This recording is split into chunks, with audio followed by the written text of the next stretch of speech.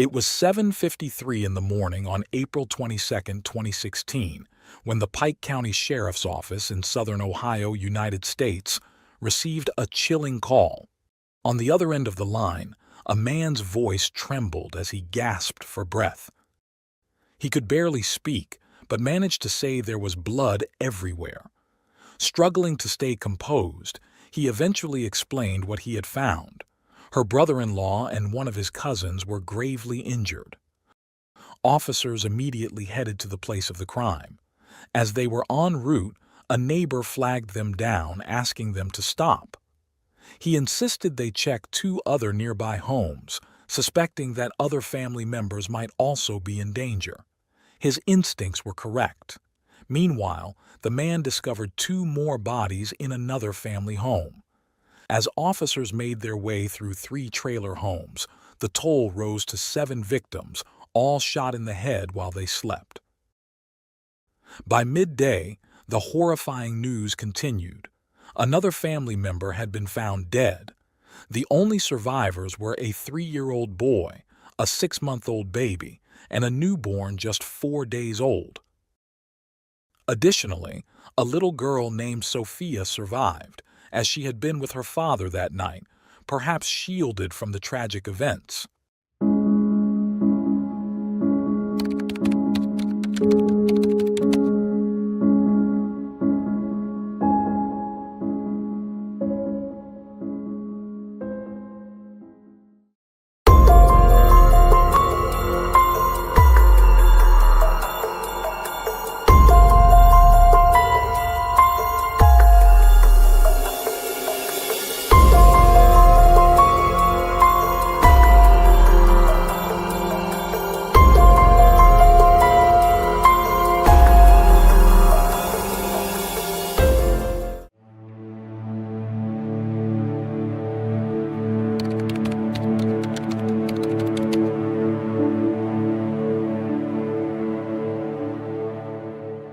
The Rhoden family, a large and close-knit clan from Ohio, lived in the rural area of Pike County.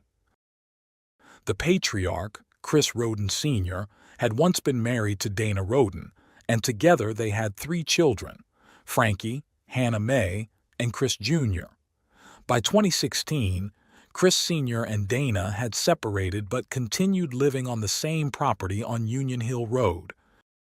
Chris, then 40 years old, worked as a laborer at the family's Big Bear Lake complex and shared a trailer with his cousin, 38-year-old Gary. Dana, 37, was a nurse's aide at a rehab center and lived in a nearby trailer with her younger children, who were 19 and 16 at the time. Also living with them was Hannah's 2-year-old daughter, Sophia. Frankie, at 20 years old, had moved in with his fiancée, Hannah Gilley, to another trailer close by. He had a 3-year-old son named Bentley from a previous relationship and a 6-month-old baby with his fiancée. Frankie spent most of his time helping his father with work at the family complex. The family circle also included Kenneth, Chris's brother, who worked in Columbus but lived only 15 minutes away from the rest of the family. On April 18, 2016, the family welcomed Hannah's newborn daughter, though her father was unknown, with rumors pointing to a relative. Still, there was no confirmation.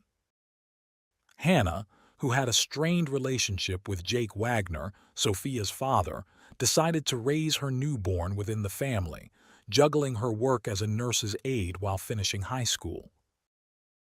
The extended Rhoden family had a close bond, including Bobby Jo Manley, Dana's sister. Out of work, Bobby had been hired by Chris to care for his animals, unaware that one day, during one of his routine visits, he would stumble upon something unimaginable.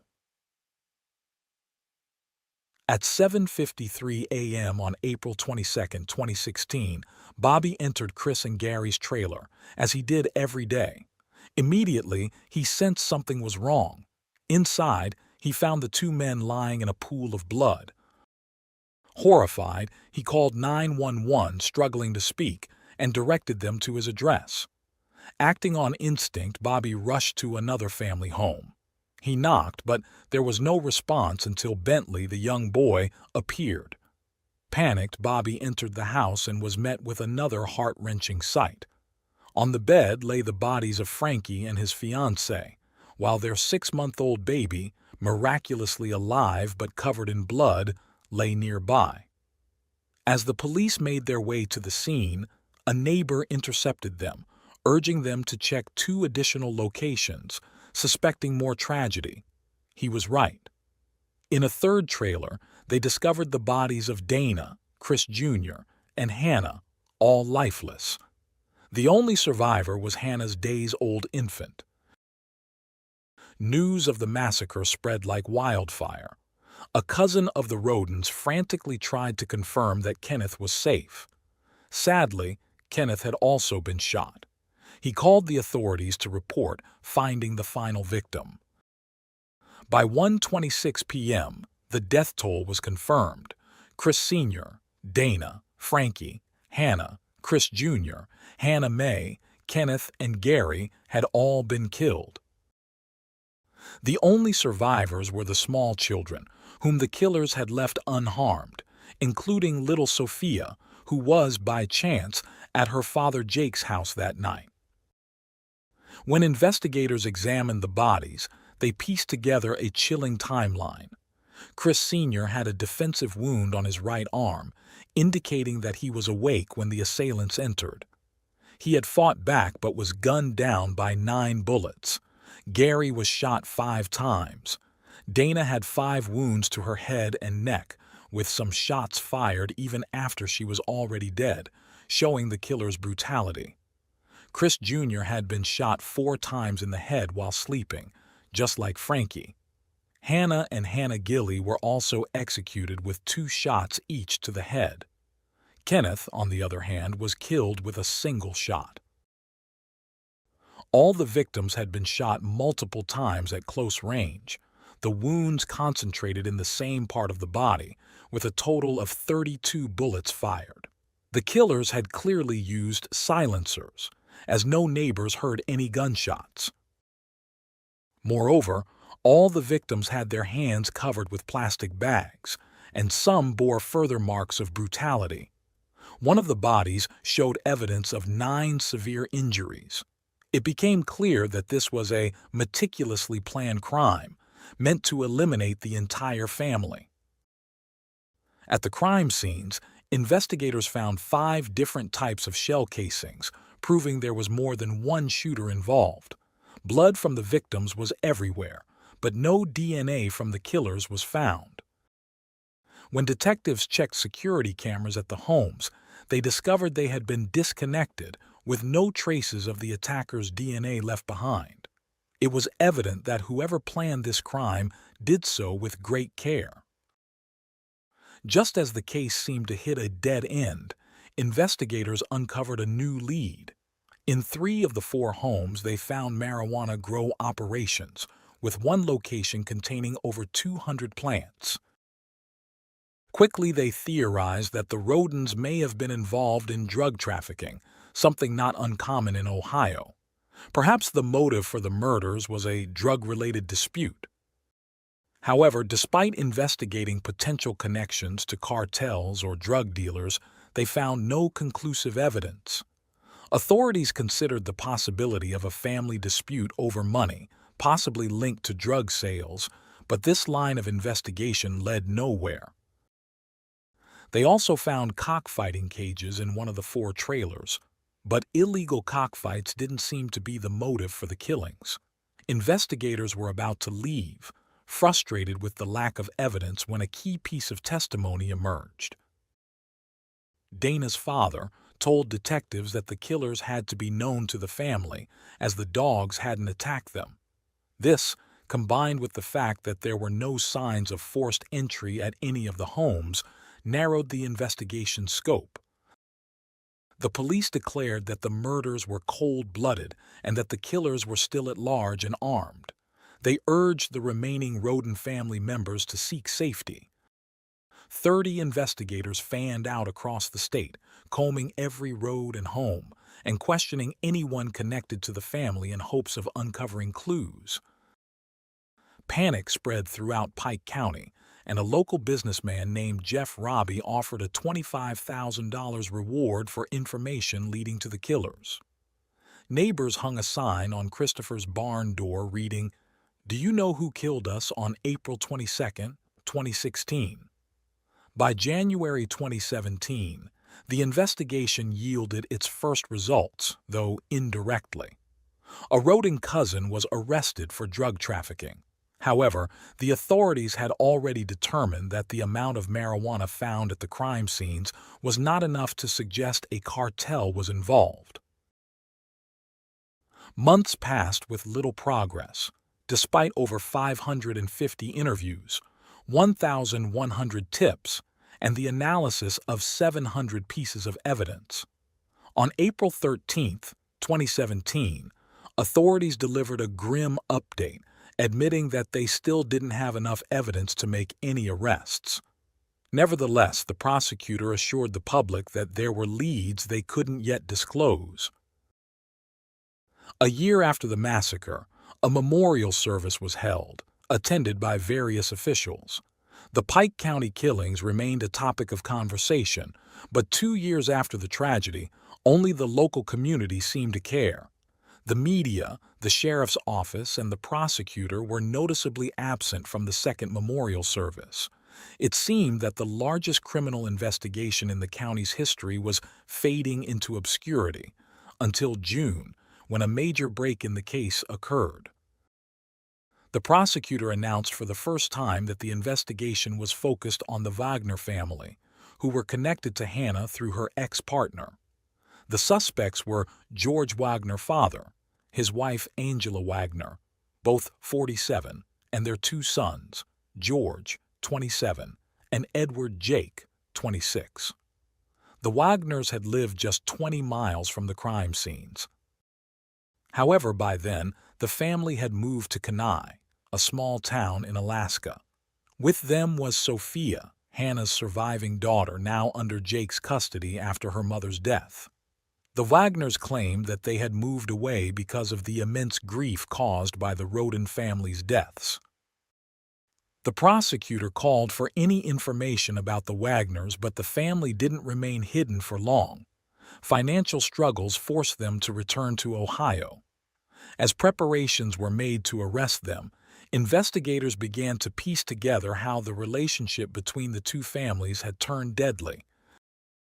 Jake Wagner met Hannah Rodin when he was 18, and she was just 13 during their time in high school. They went to prom together and became inseparable, which also brought their families closer. When Hannah was 15, she became pregnant with Sophia. Shortly after Sophia's birth, Jake asked Hannah to move in with him and his family, believing it would be a healthier environment for their daughter. Hannah refused, feeling it was an attempt to control her. From that point on, things deteriorated. Both Jake and Hannah wanted full custody of Sophia, and their families were locked in a bitter struggle.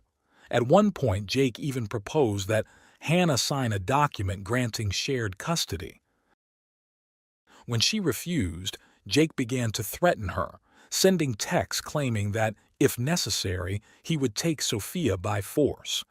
He tried to manipulate her, saying that if she truly loved their daughter, she would know Sophia belonged with him. Jake also expressed fears in these messages that the Rodin family could harm Sophia. These tense exchanges continued for 2 years, with Hannah repeatedly refusing to live with the Wagners. In March 2015, Hannah ended her relationship with Jake, calling him abusive in texts, where she revealed he had hurt her and she was tired of being pursued. Violence seemed ingrained in the Wagner family, as George the son had obtained full custody of his child by threatening the mother with weapons. The situation escalated further when Hannah announced she was expecting another baby. Though she denied Jake was the father, he wasn't entirely sure, as they had briefly reconciled. This reignited a new custody dispute. In December 2015, Angela Wagner hacked into Hannah's social media accounts and discovered a message that infuriated the Wagner family. In the message, Hannah had told George, the son's ex-mother-in-law, that the Wagners would have to kill her before she gave up custody of Sophia.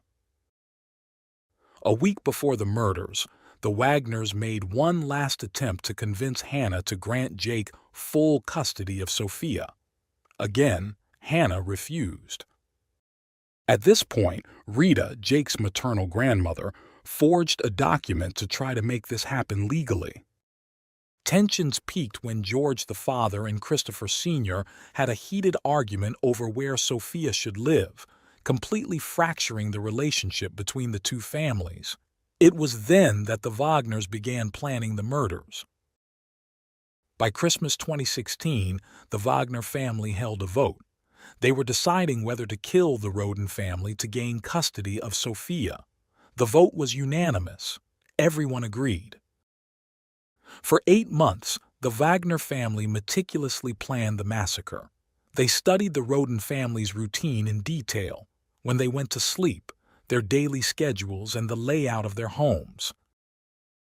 They even researched the family's security devices. At one point, they visited the Roden property and fired guns into the air to see how far the sound would travel, realizing it was too loud and could expose them. George Wagner, father, decided the best option was to buy parts to create homemade silencers. Meanwhile, Angela Wagner purchased new sneakers for her husband and sons to wear on the night of the murders and instructed them to destroy the shoes afterward. She also obtained phone jammers to secretly disable the victims' devices, preventing them from calling for help. To avoid recognition, George father acquired a truck to use during the killings. On the night of the massacre, Angela stayed home with Sophia, as it was her night to have custody. This provided them with a perfect alibi. George father then went to Christopher's house, pretending to involve him in a fake drug deal. Unaware of what was coming, Christopher let him in. Authorities later discovered evidence linking Angela to the crime. She had purchased sneakers just weeks before the murders, and the tread matched a bloody footprint found at one of the crime scenes. They also confirmed that Angela had hacked into her ex-daughter-in-law's accounts.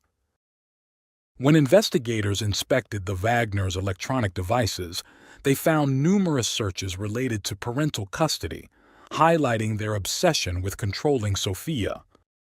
There was also evidence of financial disputes between the two families, including a $3,000 argument over a car purchase. While Angela appeared to be the mastermind, authorities were certain that Jake led the executions and that the entire Wagner family was involved. On November 13, 2018, authorities arrested 6 people. The first 4 were George Wagner father, Angela, George's son, and Jake. They were charged by a Pike County grand jury with 22 crimes, including 8 counts of aggravated murder. They all pleaded not guilty. Jake was also charged with unlawful conduct for his relationship with Hannah, as he was 20 when she was 15. That same day, 2 others were arrested for perjury and obstruction of justice. Angela's mother, Rita, 65, and George's mother, Frederica Wagner, 76. Frederica was accused of lying about purchasing bulletproof vests for her son. Neither woman was imprisoned, but Frederica was fitted with a GPS monitor. Authorities publicly revealed the motive: the long-standing custody battle over Sophia. After years of uncertainty, all that remained was to await the trial. In June 2019, records showed that Frederica had purchased the vests after the murders, leading to the charges against her being dropped. Rita wasn't as fortunate. A handwriting analysis in 2019 proved she had falsified a custody document for Sophia, leading to her entering a plea deal with the prosecution to avoid prison. The rest of the Wagners remained in jail, refusing to cooperate. They expressed sadness over the deaths of the Roden family and claimed they wanted the real killers to be brought to justice. For a time, it seemed the case might never close, leaving the people of Ohio unsettled. Then, 2 years later, something unexpected happened. On April 22, 2021, the 5th anniversary of the massacre, Jake Wagner struck a deal with prosecutors. In exchange for sparing his family from the death penalty, Jake confessed to personally killing 5 of the 8 victims and pleaded guilty to 23 criminal charges. 8 were for aggravated murder, while the others included conspiracy, aggravated robbery, tampering with evidence, and unlawful conduct with a minor. Jake admitted that he felt he had to kill Hannah to gain custody of Sophia, and once he made that decision, he believed he had to eliminate the rest of the Roden family to avoid retaliation. He expressed deep remorse for his actions. Jake was sentenced to 8 consecutive life terms without the possibility of parole. After his trial, he agreed to cooperate with the prosecution in their cases against his parents and brother. Thanks to his testimony, investigators located the truck George the son had purchased specifically for the crime, as well as 3 firearms the Wagners had attempted to dismantle and burn. These weapons had been buried in concrete behind the family's pond. A specialist was able to reconstruct the fragments, confirming that the shell casings matched those found at the Roden homes. On September 10, 2021, Angela Wagner pleaded guilty to conspiracy to commit aggravated murder, robbery, and tampering with evidence. In exchange for her testimony against the remaining accused, the prosecution dropped the aggravated murder charges. She was sentenced to 30 years in prison. Only George father and George son were left to face trial. On August 28, 2022, George Wagner's son's trial began. The prosecutor called George's ex-partner to testify, revealing she had distanced herself from the family out of fear for her life. The prosecution argued that George had been complicit in planning, executing, and covering up the murders. George, however, denied having any knowledge of the crimes before or after they occurred, stating that if his family had asked him to participate, he would never have agreed. After 3 months, George was found guilty on all 22 counts, including 8 counts of aggravated murder. He was sentenced to life in prison without the possibility of parole, plus an additional 111 years for firearms charges. George's father still awaits his trial. If convicted on the same 22 charges, he will face the same fate as his son. Despite the convictions, he continues to claim his innocence. The surviving children were placed in the care of distant relatives. For privacy reasons, their exact whereabouts are undisclosed, but it is known that they are safe and happy. The Wagner family's goal had been to gain custody of Sophia, claiming they could care for her better. Instead, they deprived her of her mother, her uncles, and her grandparents. The hope now is that she grows up far from her father's family, in an environment where violence is never seen as a solution.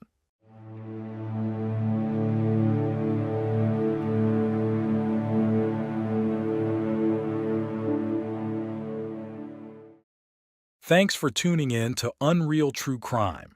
If you're intrigued by mysteries from around the world, check out our new channel, Latin Crimes, where we dive into the gripping true crime stories of Latin America. Don't miss out. Subscribe now for more thrilling investigations. Imagine a dark, cold basement in a quiet Czech town, where the walls seem to close in with the weight of untold horrors. The room is filled with the stench of decay, and in the dim light, you can just make out 2 small figures, barely recognizable as children, huddled inside makeshift cages. Their bodies are frail, covered in wounds, evidence of months of unimaginable torment. These were not the scenes from a horror movie, but the reality that officers encountered on that fateful day in 2007 when they uncovered one of the most disturbing cases of child abuse in recent history.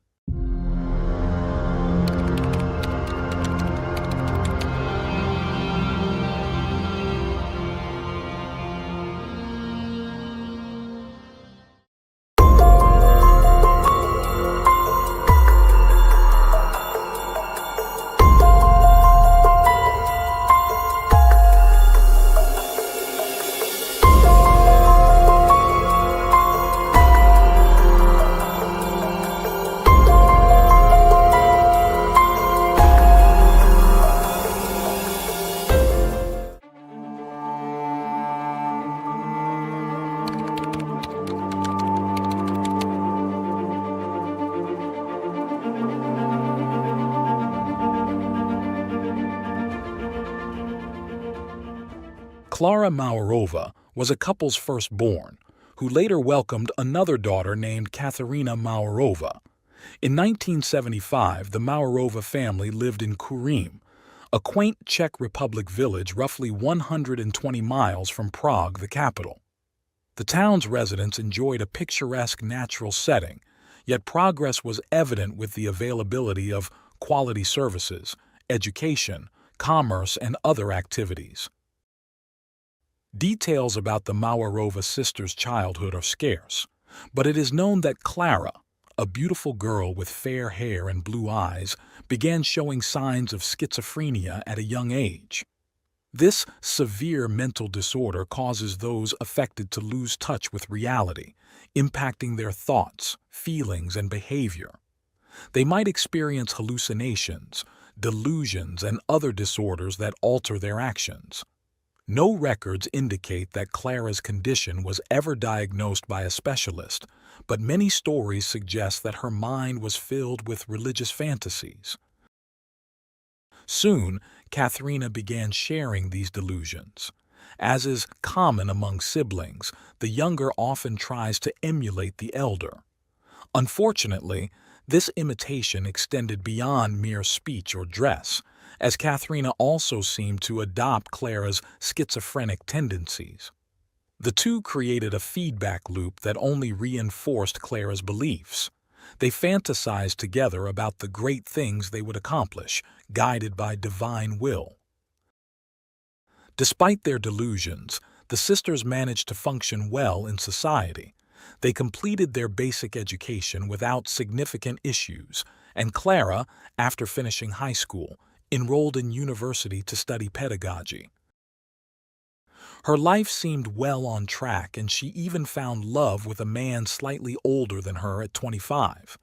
Their age difference didn't bother them, and soon Klara was pregnant. He was a loving and supportive partner, married Klara, and supported her in every way he could. Their first child, Jakub, brought joy to both parents. Nearly 2 years later, Klara was pregnant again and gave birth to their second child, Andrzej. Unfortunately, the relationship began to deteriorate a few years later. It seems that Klara's erratic behavior, mood swings, and even aggression pushed the man to his limit, leading him to leave the family, abandoning Klara with their 2 young children. Despite this setback, Klara remained committed to her children, supporting them in their studies and extracurricular activities like summer camps, school events, and vacations. However, while she fulfilled her role as a mother, the loneliness and resentment took a toll on her, plunging her into a deep depression. Recognizing her state, Klara invited Katerina to move in with her and the children, hoping her younger sister's presence and support would help her through the difficult emotional period. At this point, a new figure entered Klara and Katerina's lives, forever altering the family's fate, a girl named Annika, who claimed to be 12 years old. Some reports suggest Klara met the girl at university, where Annika confided that she had run away from a youth care center due to mistreatment and had nowhere to go. Other sources claim Katharina, who was working at a local youth institution, found Annika, who said she had escaped from a child trafficking ring. There are several other versions of Annika's backstory, but they all lead to the same conclusion. Annika came into Clara and Katharina's home and brought turmoil with her. These two delusionally devout women opened their doors to a girl who seemed heaven-sent but harbored an almost unbelievable secret. Annika was not a young girl but a 32-year-old woman named Barbora Skarlova. Barbara had a condition that made her appear much younger than she was. With her childlike face and short stature, Barbara masterfully manipulated those around her, taking advantage of her apparent vulnerability and abandonment. This allowed her to find refuge in several homes where people were moved by her seemingly tragic circumstances. Despite this, only one account was found of a family who had adopted Barbara, believing her to be a helpless young girl. However, it didn't take long before she was returned to the state's child welfare system. The reasons for her return were her violent behavior and unpredictable personality. Some reports even suggest that the family discovered the truth about her actual age. It later became known that Barbara spent a significant portion of her life undergoing psychiatric treatments and was even committed to mental health institutions, from which she always managed to escape. This entire backstory, of course, was unknown to the Mawerova sisters, who quickly grew attached to the supposed helpless child. They took her into their home, and before long, they decided to adopt her, a decision that led directly to disaster. At first, everything seemed to go smoothly with the addition of the so-called child to the family, but soon enough, Barbara began to feel jealous of the affectionate attention Clara's biological children received. She started causing trouble, engaging in mischievous acts and creating disturbances, for which she then blamed the 10- and 8-year-old boys. The boys, in turn, began to be reprimanded without any real reason. Undoubtedly, these tense situations contributed to the worsening of the Mawerova sisters' mental instability. It appears that Barbara's cunning manipulation allowed her to gain power over the women and start exerting control. Around this time, the newly arrived Barbara began talking about the religion she practiced, known as the Grail movement. Our research indicates that the Grail movement is a millenarian apocalyptic religious group that seeks a fundamental change in society, after which everything will be transformed. Followers, organized into groups called circles, have given the teachings their own interpretations, always based on the principle that good deeds on earth guarantee entry into heaven. However, it also appears that these good deeds could absolve any crime committed by members. Barbara belonged to one of these circles and managed to induct Clara and Katharina into it. According to various accounts, this particular group was involved in practices such as violence, abuse, promiscuity, incestuous relationships, and even cannibalism. In this story, the leader of this circle was a man known as the Doctor, who communicated with his followers via text messages, giving them instructions that were often almost unimaginable. One of the first alarming actions that seemingly went unnoticed was when Clara withdrew her son Andrzej from school, claiming he had become deaf and mute and that she would homeschool him. From that point on, any mischief, whether real or fabricated by Barbara, was severely punished. Jacob and Andrzej began to receive beatings completely disproportionate to the offenses, whether real or imagined. They were struck with hands, wooden spoons, or belts, and even worse, were locked in small, dark rooms at night. Taking advantage of the influence she had gained over the sisters, Barbara proposed something even more cruel: to correct the children, whom she claimed had become incorrigible, and prevent further misbehavior, they had to be permanently confined.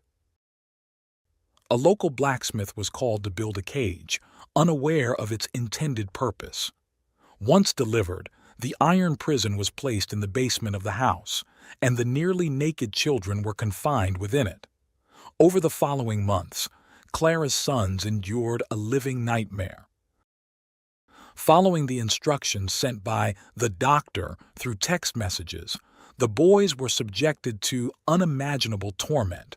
The abuse included being pinched, repeatedly tied up, whipped, and deprived of food for days. As they could not leave the cage, they were forced to relieve themselves inside and sleep on the filth. Once a week, under the pretense of cleaning the foul-smelling area, the three women would throw buckets of cold water over the children and the entire basement. But that wasn't the end of their suffering. At one point, the boys were taken to cabins hidden in a nearby forest and locked in small cages. During this time, other members of the Grail movement gathered and subjected the children to a week of horrific abuse. Their heads were repeatedly submerged in buckets of water, or they were suffocated with plastic bags until they nearly lost consciousness. They were beaten, forced to fight each other, and made to dig what they believed were their own graves. Cigarettes were burned into their skin. They were often kept bound hand and foot, their mouths sealed with adhesive tape, and they were even sexually abused. When they returned to their prison in the basement of the family home, the situation, incredibly, became even worse. Barbara devised a plan to start feeding the boys abundantly while they remained in the cage, intending to fatten them up.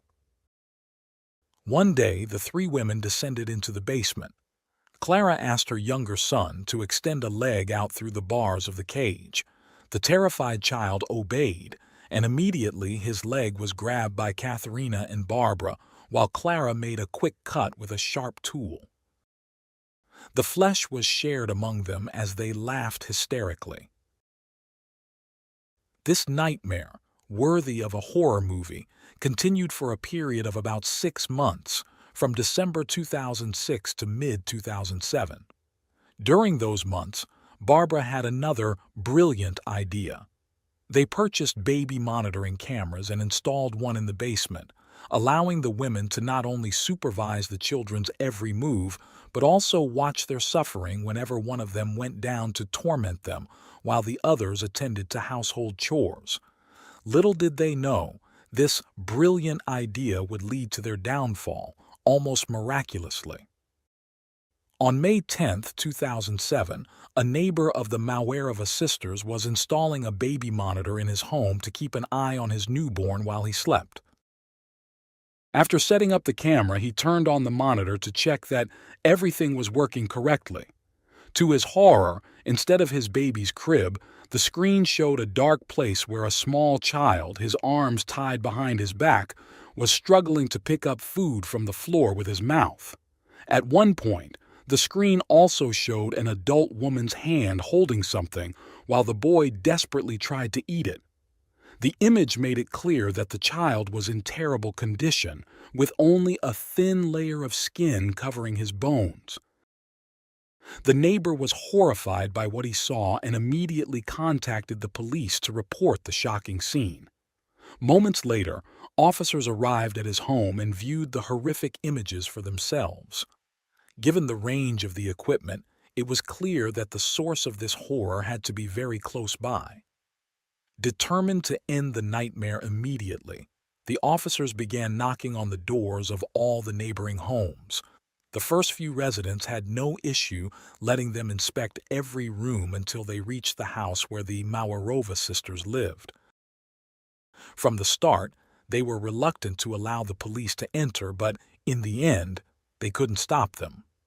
During the inspection, the police found a small door under a staircase that was locked.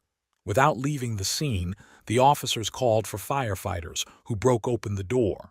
What they found inside was beyond imagination. As they entered the space, they were hit by a terrible stench that permeated the entire area. The first thing they saw was a frightened girl clutching a teddy bear, who ran directly toward the officers, screaming that she and her brothers had been hurt by their adoptive mother and aunt. One officer took the girl outside while the others were left stunned at the sight of two nearly naked boys, their bodies covered in wounds, locked in cages like animals. One of the boys appeared to be unconscious. The boys were immediately freed and attended to by emergency services, who provided first aid and quickly transported them to a hospital for treatment. The girl, who didn't seem to be physically harmed, was also taken into custody by the authorities. Clara and Katharina were arrested. Jacob had some wounds that were treated, but none required hospitalization, so both children were taken to a child protection center. However, Andrzej, the younger boy, was in critical condition. When he arrived at the hospital and realized he was no longer in the basement, he had a panic attack and began screaming. He claimed he was seeing ghosts and begged the doctors to end his life. The situation couldn't have been more tragic. Once he was calmed down, the doctors couldn't believe what they saw on the boy's body. He was covered in scars, bruises, and open wounds, one of which was particularly large on one of his buttocks. He had to remain hospitalized for proper treatment. While the physical wounds on their bodies healed, the trauma caused by months of horrific abuse at the hands of their mother, aunt, and others would be much harder to overcome. Meanwhile, investigations began to uncover the truth about what had happened behind closed doors in that house and in the lives of its inhabitants. At the same time, the children who were placed in a care center became the focus of study by specialists. There are sources that describe the behavior of Barbara, still believed by everyone at this point to be Anika, as extremely difficult and even hostile. The supposed young girl refused to cooperate with counselors and specialists, displaying aggression and defiance. Yet, she also began to make mistakes that hinted at the truth. For instance, during an initial assessment of her mental state, she was given paper and crayons to draw whatever she wished. Instead of childlike drawings, she produced complex geometric shapes and advanced mathematical calculations far beyond what would be expected of a 13-year-old. Unfortunately, the studies on Anika were never completed. Just days after being placed in the center, she escaped through a window without leaving a trace. Security forces immediately began searching for the girl, distributing flyers with her photo and details as part of the effort. To their surprise, they soon received tips from various sources claiming to recognize the person in the photo, asserting that she was a 33-year-old woman named Barbara. It appears that Barbara received help from a known couple who provided her with their son's documents to leave the country. Initially, she traveled to Denmark and from there to Oslo, Norway. In Norway, Barbara once again altered her appearance, shaving her head and posing as a 13-year-old boy named Adam. She approached authorities, claiming she was fleeing from an abusive father. Multiple sources recount that Adam was taken in by a family and enrolled in a school, where he was soon regarded as a gifted student. This charade continued for several months, but the Czech authorities did not give up, and, with the cooperation of international colleagues, managed to piece together the puzzle. DNA analysis eventually confirmed Barbara's true identity, leading to her arrest. She was subsequently extradited back to the Czech Republic to face charges. Upon her return, Barbara underwent various psychological evaluations. Reports indicate that at least one specialist who interacted with her observed signs of psychotic tendencies. One of the most striking pieces of information was that Barbara's capture in Norway was reportedly triggered by a concerned schoolteacher. The teacher had been alarmed after Barbara, posing as Adam, drew a picture depicting 7 bruised and bleeding children, each with a number, and identifying herself as the 7th. On Friday, May 9, 2008, Dozens of journalists and camera crews surrounded the municipal court in the Czech city of Brno, capturing images of Barbara being escorted in, along with Katharina. The two women were charged with deceiving the staff of a childcare facility by presenting Barbara as a 13-year-old adopted girl named Annika. Although the court reportedly dismissed some of the charges, this did not mean they were free. They were immediately detained and charged with serious offenses related to child abuse, charges that also implicated 4 other individuals connected to the sect they were part of. As the trial began, Clara, visibly diminished and distressed, was seen entering the courtroom alongside her sister. Barbara also entered the courtroom, accompanied by 3 other persons. When it was Clara's turn to testify, she admitted to the violence she had inflicted on her children over several months. However, she claimed that she had been manipulated by her sister Katharina and Barbara. Clara stated that they had driven her into a state of delusion, immersing her in the cult of the Grail movement to the point where she could no longer comprehend the gravity of her actions. There are also reports that Barbara claimed to have been a victim of violence at the hands of the Mawerova sisters. However, these claims were largely dismissed by the court, and few believed her. The judge had the opportunity to hear from Jakub and Andrei themselves, who recounted the series of horrific ordeals they endured. They described how the accused had made them live for months in near starvation, in inhumane conditions, violated their privacy, and even cannibalized parts of their bodies. During the hearings, the officers who had entered the House of Horrors also testified. One officer recounted how, upon entering the basement, they immediately saw a child lying naked on the floor. He noted that the Mawerova sisters showed no concern for the child's health, and the girl identified as Annika tried to impede the officers' movements, clinging to their legs. At the end of the hearings, the case prosecutor stated that the motive behind these horrific acts was to force the children into complete submission to the religious goals of the accused.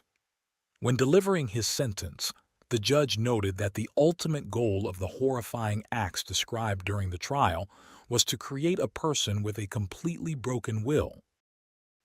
The judge emphasized that the events were aimed at the deliberate destruction of a child's soul, adding that while there were indications of a cult's involvement, there was no concrete evidence to support this claim.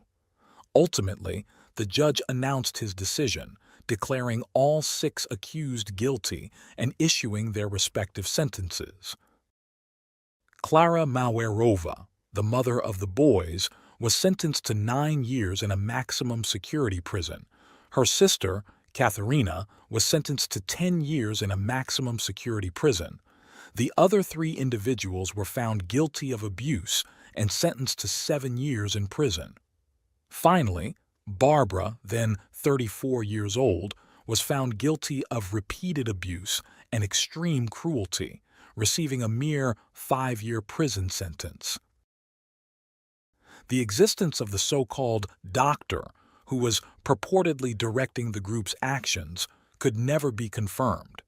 Some people were struck by what seemed to be shockingly lenient sentences for the monstrous actions carried out by those responsible for committing the worst forms of violence against 2 completely innocent children.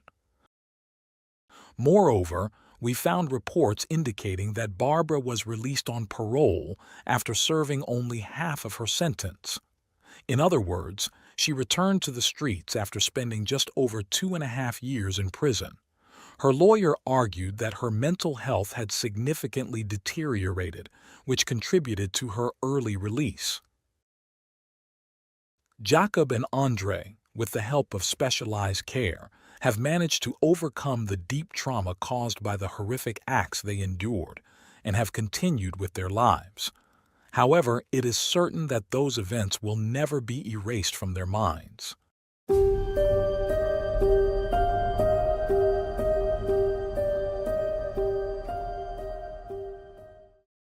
Thanks for tuning in to Unreal True Crime.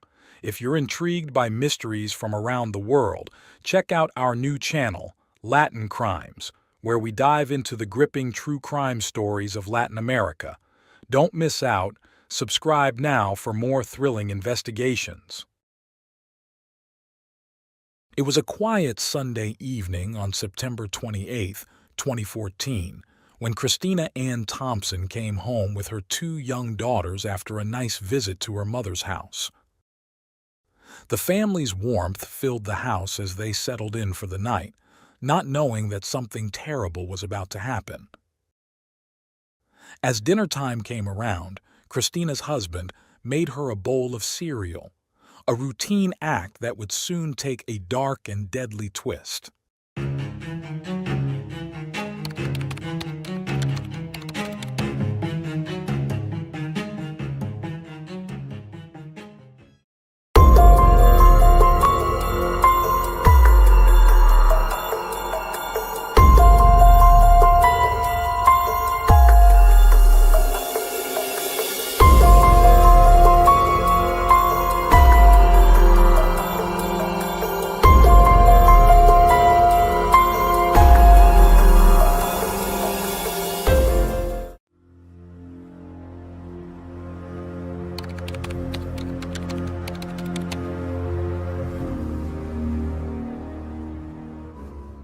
Christina Ann Thompson was born on September 16, 1978, in Flint, Michigan, into the loving home of Katie and Harvey Ann Thompson.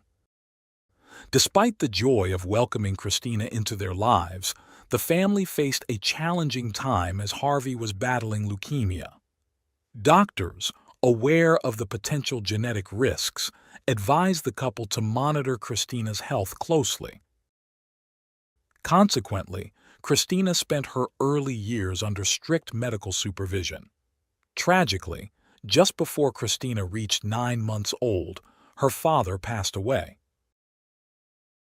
After Harvey's death, Katie found support in her mother, Catherine, and her mother-in-law. Together, they nurtured Christina and soon found relief as they realized the baby was not only healthy but also very active. A memorable milestone was Christina taking her first steps before turning one. In 1980, while walking through one of Flint's busy avenues, Katie met James. Born on July 16, 1957, in Flint, James had recently graduated with a degree in science and was working for a company manufacturing mechanical parts. Captivated by Katie's sparkling eyes and bright smile, James was smitten and began a whirlwind romance that soon led to marriage. James quickly became the only father figure Christina knew, and their bond grew strong. James was diligent, intelligent, and organized, balancing his factory job with teaching at the university where he had studied. The household thrived, and their happiness grew in 1983 when they welcomed their first daughter together. This joyous event coincided with a job opportunity for James that required the family to relocate to Florida. Once settled in Florida, Christina excelled academically. Outgoing, kind, and responsible, she earned the admiration of her teachers and peers, while at home, Katie was bursting with pride. Christina's deep love for her family was evident, especially during family gatherings. She cherished visits back to Michigan to see her grandmothers, capturing these moments in albums she crafted herself, fueled by her passion for scrapbooking. James's career eventually led the family to move again, first to Indiana and then to North Carolina. During this time, Christina expressed a desire to become more involved in church activities and receive the sacraments. Her growing faith became a family affair, with weekly church services becoming a routine. In 1993, the family finally returned to Michigan, settling in a house in Davison. Soon after, Katie gave birth to their third daughter. By this time, Christina was in high school, where she took up swimming. Her interest in sports grew, and she became an avid fan of Michigan's hockey and baseball teams, often gathering her family to watch games together at home.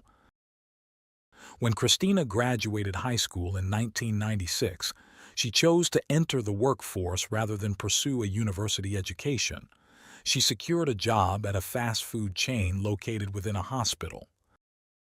Despite her youth and inexperience, Christina's natural charm and service-oriented mindset quickly endeared her to both her co-workers and superiors. She enjoyed her work so much that she even considered building a career in the industry.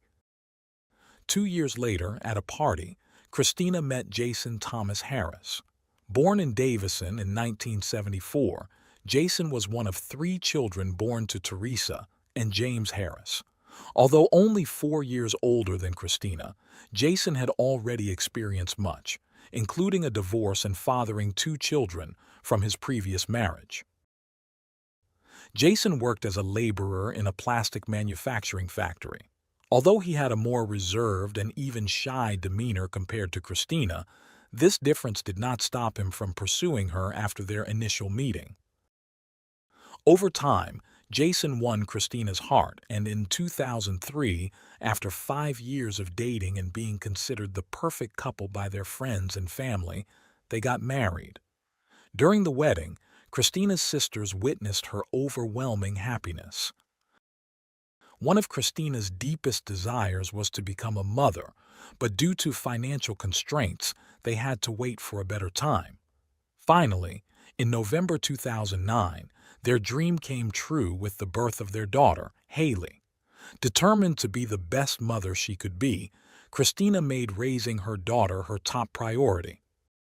Meanwhile, her hard work at her job paid off when, in mid-2013, Christina was promoted to manager of her branch, a promotion that filled her family with pride. Along with her new position, she was granted a life insurance policy worth $100,000. Not long after, in October of the same year, Christina discovered she was expecting their second child. However, beneath the seemingly happy surface of their home, Jason was engaging in flirtations through chats, text messages, and social media with various women, including one from Rhode Island whose name remains unknown. When Christina found out, their relationship became strained, leading to frequent arguments. At one point, Jason even threatened her with harm. Frustrated by her constant complaints, Jason confided in his sister Rachel that he was willing to get rid of Christina. Rachel, noticing the seriousness in his expression, later shared her concerns with their brother. However, after reflecting on it, she decided that Jason's comments were likely made in a moment of anger due to their troubled marriage, and reassured their brother that Jason was probably only considering a divorce. Christina, distressed by the deterioration of her marriage, confided in her family about how unbearable her relationship with Jason had become. She also shared her fears with a co-worker, telling him that if anything bad were to happen to her, Jason would be responsible.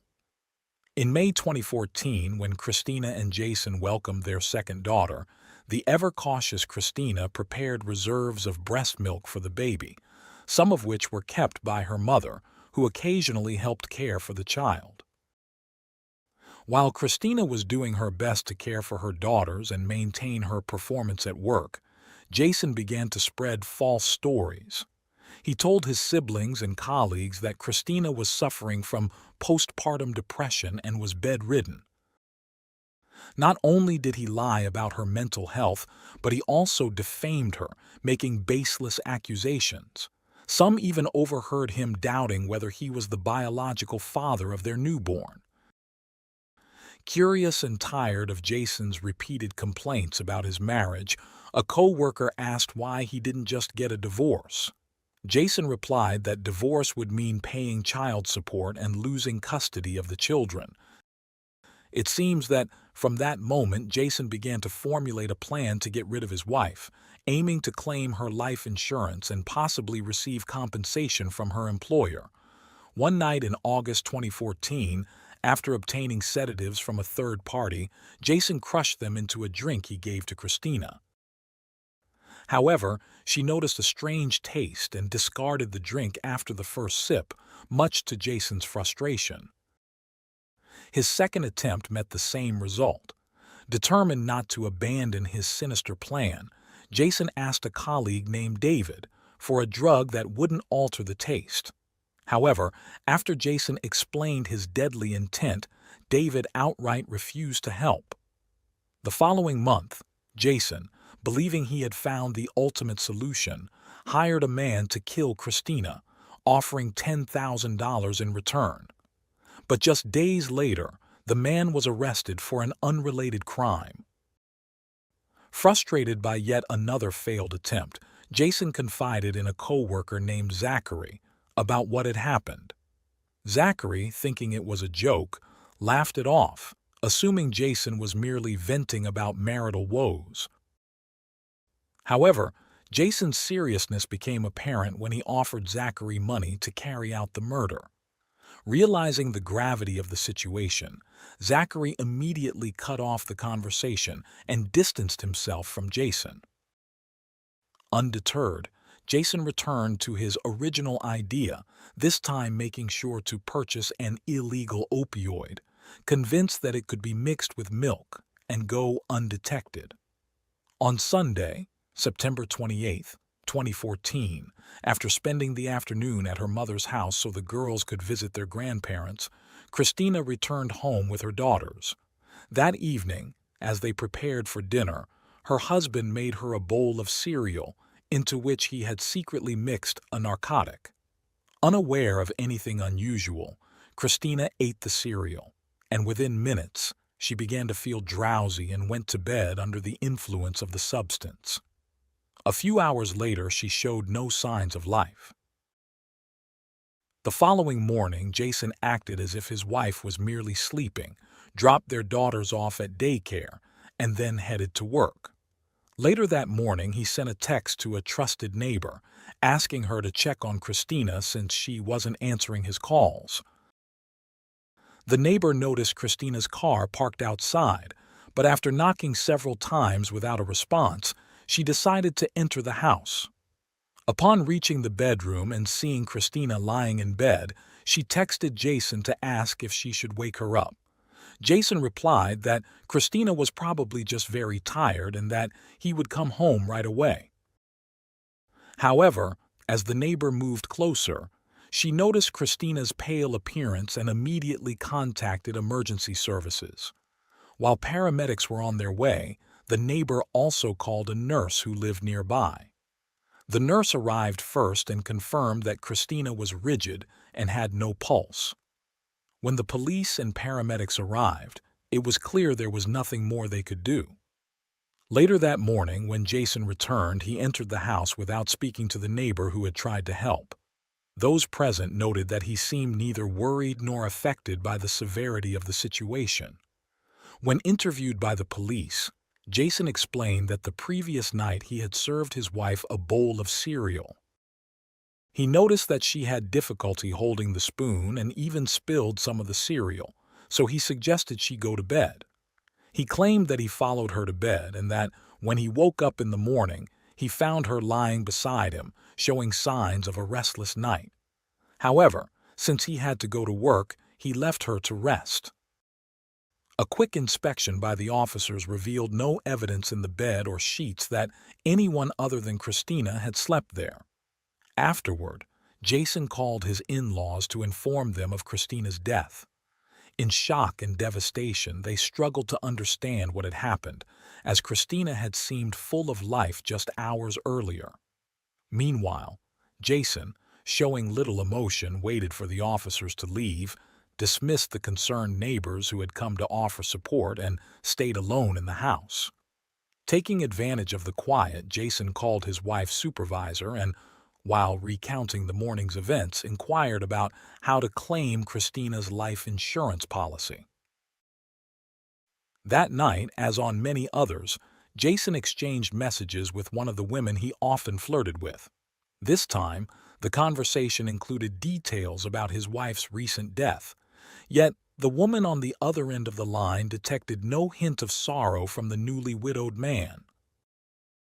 Later that Monday, as Jason stood by the front door of the house, the neighbor who had tried to help Christina approached him, intending to offer comfort. To her surprise, Jason instead began to speak ill of Christina, prompting the neighbor to leave shortly after. The next day, Tuesday, September 30th, 2014, Christina's family went to the police department, urging the officers to conduct a more thorough investigation, convinced that Christina's death was no accident. It wasn't just her immediate family who made this plea. Jason's siblings also went to the station to inform the authorities about the troubled relationship between Jason and Christina and to share details of Jason's dark intentions. However, since these were merely rumors, the police explained that they couldn't take action without solid evidence. In the meantime, to the astonishment of his neighbors and before the funeral had even taken place, Jason moved one of his mistresses into the house. Shortly after, his older children also came to live there. However, Christina's parents and sisters were unaware of any of this. When family and friends gathered on Saturday, October 4th, 2014, for Christina's funeral service at Katie's request, attendees did not bring flowers but instead made donations to help support her daughters. Just a week after Christina's death, Jason, accompanied by his mother, went to his wife's workplace to start the process of claiming her life insurance. That same day, he also collected a $20,000 widow's policy from his own employer.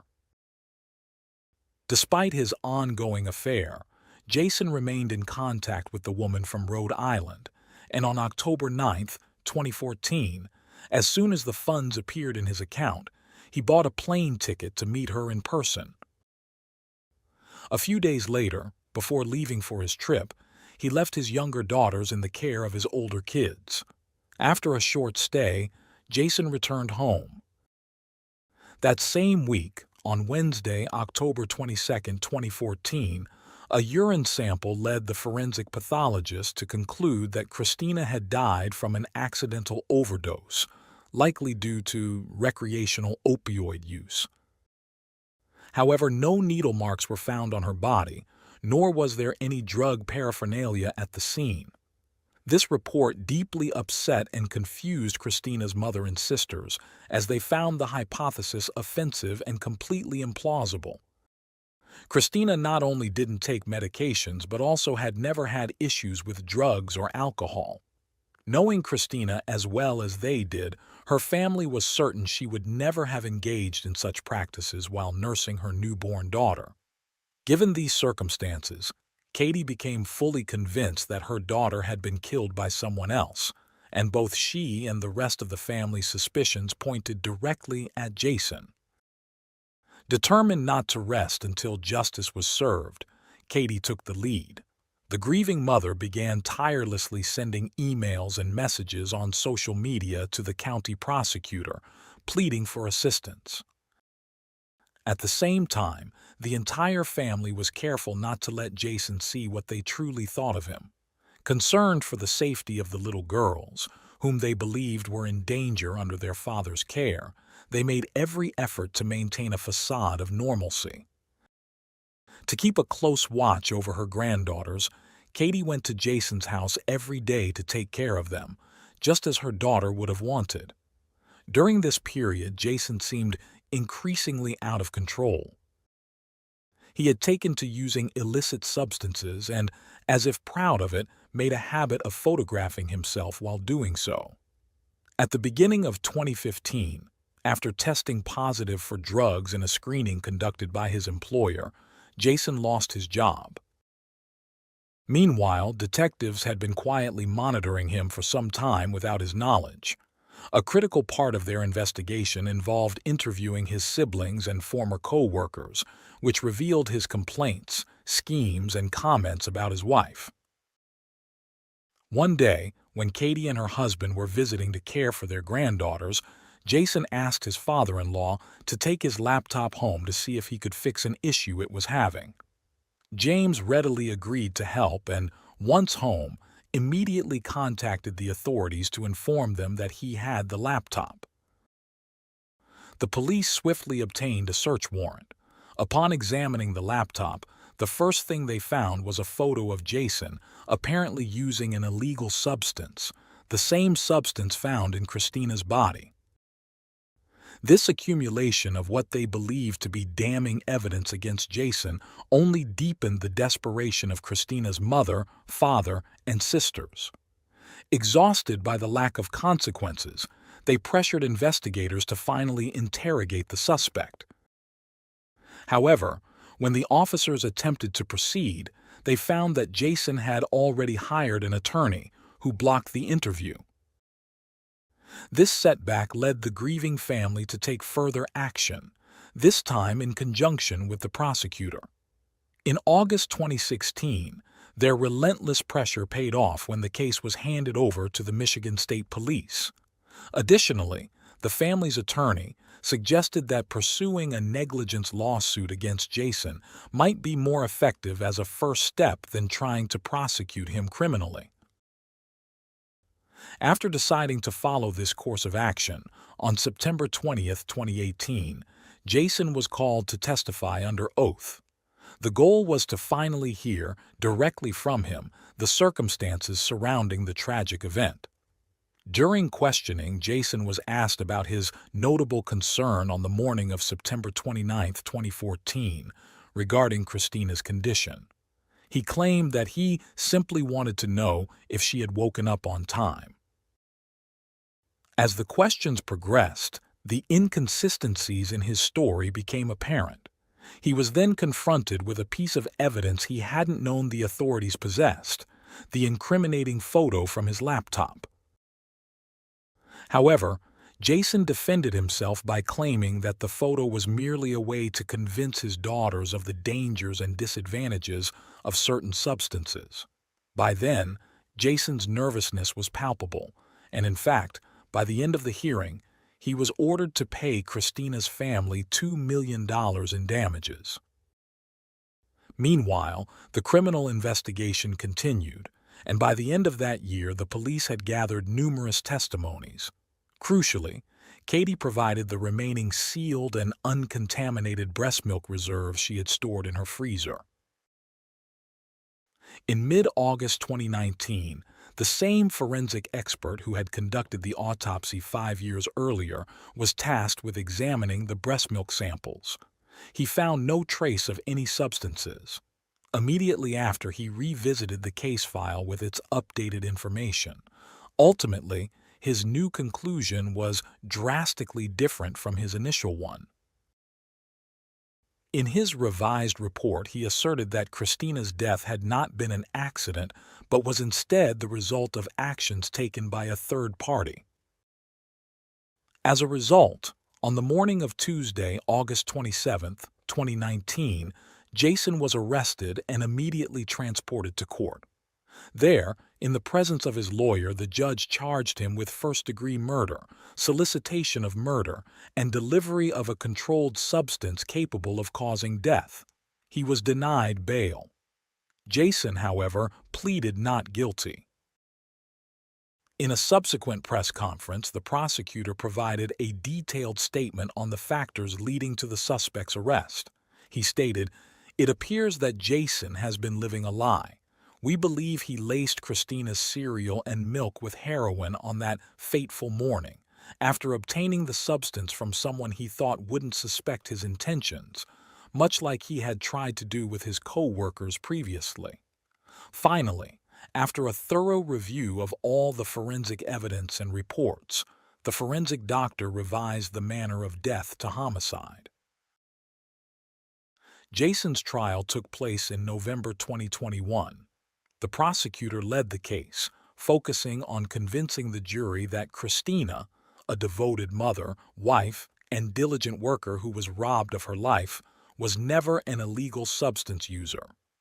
In addition to testimonies from co-workers, family members, and friends, The prosecution heavily relied on the expertise of a forensic pathologist and a toxicology specialist. Both experts testified that it was practically impossible for such a high level of opioids to have entered Christina's system without external intervention. They also pointed out that no drug paraphernalia or residue was found at the scene, which is typically present in overdose cases. As a result, on November 17, 2021, the jury found Jason guilty on all charges. 3 weeks later, on December 10, 2021, Jason was sentenced to life in prison without the possibility of parole.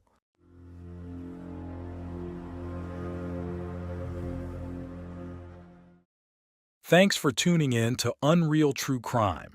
If you're intrigued by mysteries from around the world, check out our new channel, Latin Crimes, where we dive into the gripping true crime stories of Latin America. Don't miss out. Subscribe now for more thrilling investigations.